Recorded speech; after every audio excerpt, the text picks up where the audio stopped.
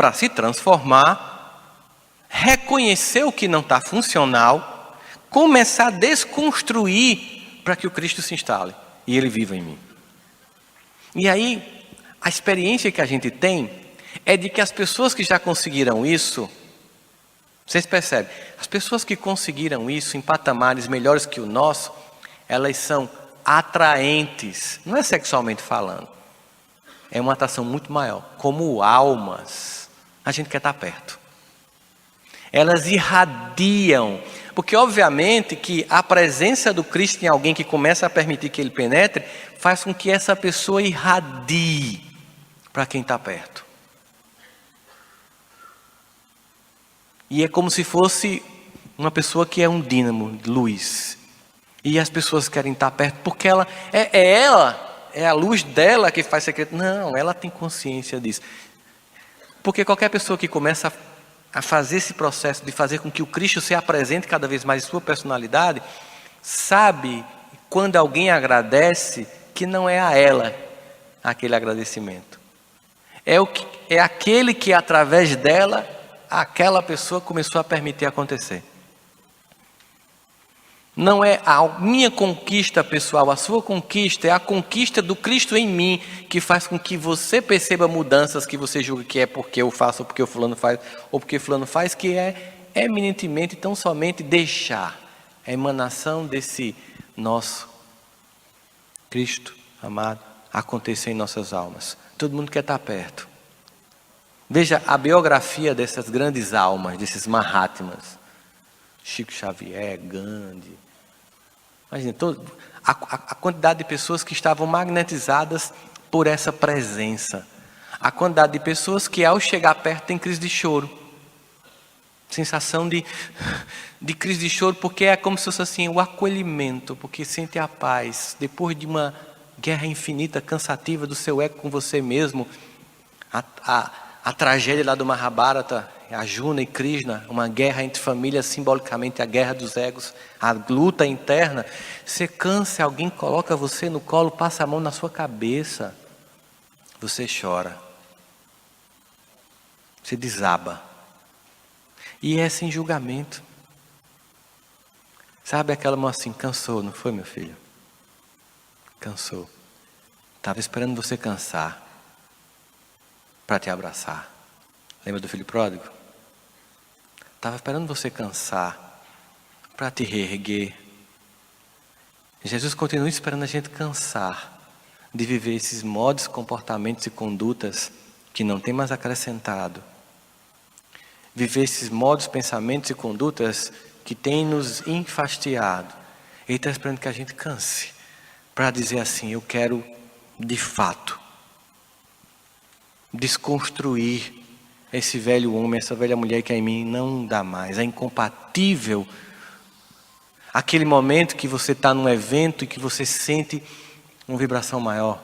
Aquele dia que você está em família, você acorda e você, com um pouco mais de lucidez, vê o sol com um sentimento de gratidão. Quando você vai passando no caminho para o trabalho e as árvores que sempre estiveram lá e que você nunca parou para enxergar, você agradece pelas folhagens que estão lá. E você sente, eu quero viver nesse padrão. Eu quero acordar e agradecer a vida que se manifesta simplesmente porque está lá. Essas flores que estão aqui. Eu quero agradecer a oportunidade de estar aqui. Eu quero agradecer a família que eu tenho. Quero sair daquele padrão de cair na família errada. Alguém errou na burocracia lá de cima. Eu quero agradecer o que foi possível. Eu quero olhar para o passado, para os meus pais, sem culpa ou sem culpá-los, sem cobrança, agradecer o que foi possível eles me darem. Eu preciso ter essa gratidão por toda essa experiência, como Paulo dizia, porque essa paz é sentida com um conjunto de novos sentimentos que vão substituindo o eu reclamador, o egóico, por um eu grato, célfico. Em tudo dai graça, porque esta é a vontade de Cristo Jesus para convosco. Graça, olhar e ver a dor como graça. Sabe, tem uma música de Donny Black que diz assim, eu sou melhor do que era antes, estou melhor do que era antes, Eu sou filho do mistério, é maior. Eu sou filho do mistério do silêncio, somente o tempo vai me revelar quem sou. Permitir que o tempo revele. E ele diz assim, e saber que aquele choro valia ouro. Que aquele aprendizado no choro hoje é o ouro que eu tenho, que eu tanto reclamei na época e que hoje é bênção. E aí a fé. Porque a fé vai dizer assim, quando você não vê lógica no plano de Deus para a sua vida, quando você não conseguir interpretar os sinais, quando em sua obtusidade cegueira, seu ego completamente incapaz de enxergar a graça, veja em fé. Veja em fé, mesmo que você use os recursos da memória, lembrando de que as suas muitas dores forjaram em você um ser maior. Lembrando que muitos dos desejos que você solicita que não estão realizados, são exatamente o motivo para evitar uma grande queda. Muitos dos limites que se apresentam na sua vida são o benefício de um pai que, conhecendo o seu ego, coloca um cercadinho para você não cair. E que quando você se torna maduro, tudo acontece. Deus é responsável pelos filhos e sabe a necessidade de cada um de nós. Portanto, está longe ainda o dia em que a gente vai conseguir desinstalar tudo isso do dia para a noite para que o Cristo viva plenamente em nós. Mas tem que ter um dia em que a gente caia do cavalo, em que a gente fique cego para finalmente enxergar a luz, que é Jesus, como aconteceu com Paulo. Tem que haver um dia em que eu vá para o deserto reavaliar todas as minhas crenças, como ele teve que fazer. Zerar, resetar o homem velho para instalar nova criatura. E nem isso como garantia de que vai estar tudo em paz, porque ele foi apedrejado, cuspido e finalmente assassinado. Mas o sentimento de que nesse percurso, nesse processo, ao longo do caminho, eu vou cada vez mais deixando Cristo viver em mim e o meu ego infantil cedendo lugar.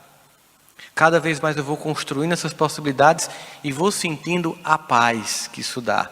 Porque é uma paz que ela, como diz o próprio Jesus, é loucura aos olhos dos homens, porque vai ser a paz que eu vou sentir mesmo quando todos estiverem sem paz. Vai ser a serenidade que eu irei sentir quando todos perderem o juízo. Vai ser a certeza que eu vou ter quando todos tiverem dúvida. E somente Deus pode proporcionar isso através de Jesus em nossas vidas. Inabalável convicções. A inabalável convicção que fazia os primeiros cristãos entrar na arena sem medo da morte. Que fez Paulo entender, morrer para mim é ganho. A convicção inabalável de que a vida não cessa com a morte física e que essas dores todas são passageiras e têm o objetivo amoroso de ensinar a nossa alma de forma exclusiva e pedagógica de um convite individual de vinde a mim. Que em algum dia a gente simplesmente resolva ir ao encontro do Cristo.